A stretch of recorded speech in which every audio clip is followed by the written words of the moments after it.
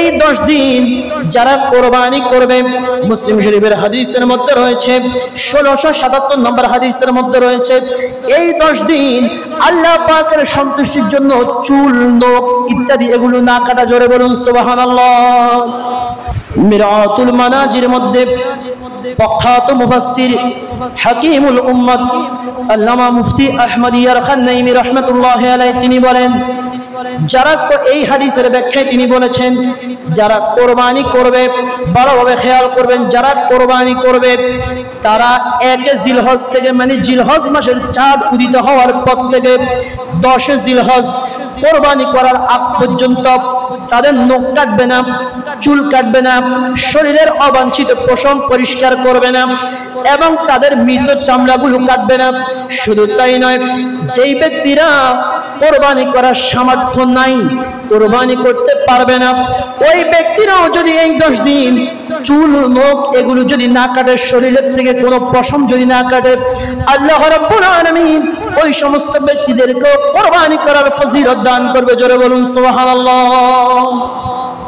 আর এই 10 দিন পর্যন্ত চুল, নখ, পশম এগুলো না কাটার উদ্দেশ্য হচ্ছে হাজী সাহেবরা যেইভাবে এগুলোর থেকে বিরত থাকে, আপনারাও যদি এগুলো না কাটেন তাহলে আপনার আমার সাথেও হাজী সাহেবদের সাথে সাদৃশ্য হবে, হাজী সাহেবদের সাথে যেন মিলে যায়।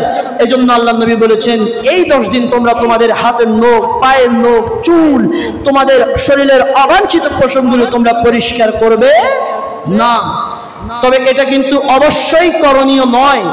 কেউ যদি করে তাহলে তার সওয়াব রয়েছে, কিন্তু কেউ যদি না করে তাহলে তার কোনো গুনাহ নাই, তার কোনো গুনাহ নাই, এটা খেয়াল রাখবেন।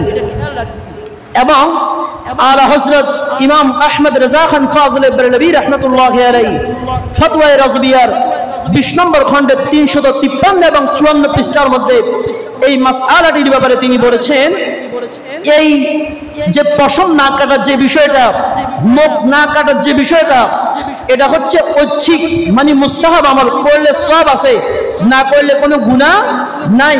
কিন্তু 40 দিন পরে কেউ যদি চুল, নখ, শরীরের অবাঞ্ছিত পশম যদি পরিষ্কার না করে তাহলে ওই ব্যক্তি গুনাহগার হবে।